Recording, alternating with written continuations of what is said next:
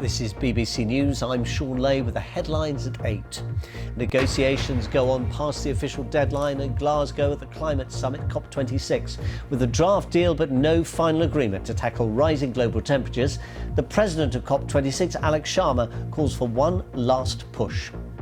We have come a long way over the past 2 weeks, and now we need that final injection of that can-do spirit which is present at this COP, so that we get this shared endeavour over the line. Delegates from some of the most vulnerable island nations say success at the summit is a matter of life and death. Our safety, the safety of my children and yours, hangs in the balance. This will be the decade that determines the rest of human history. We cannot let it slip by. We report from one town in California engulfed in flames during devastating climate change-fueled wildfires this summer. Elsewhere, as much of Europe faces a surge in coronavirus cases, a 3-week partial lockdown is announced in the Netherlands, with restrictions on shops, sport and hospitality. Almost 1,200 people crossed the English Channel on Thursday, a new record for migrant crossings in a single day.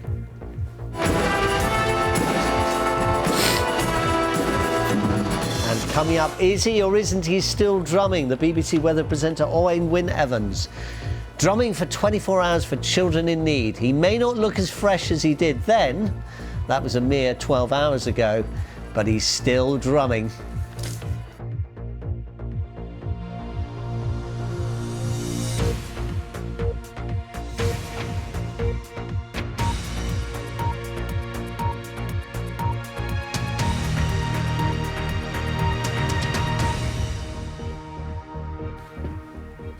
Hello, and if you've just joined us, welcome to BBC News this Friday evening.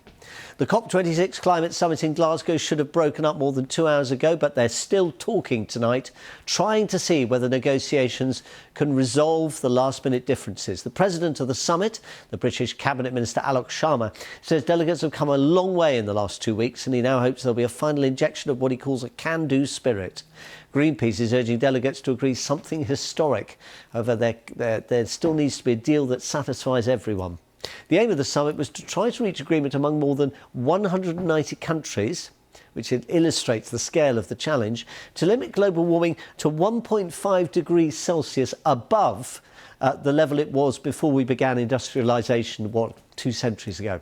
The sticking points, though, remain, including finding tougher language to ensure commitments to phase out coal and other fossil fuels, in other words, the things we dig out of the ground that get renewed over centuries, which we then burn in order to produce energy, to find more money to help developing countries so that they can adapt and cope with the impact that global temperature rises are already having, and allowing them to switch to greener technology.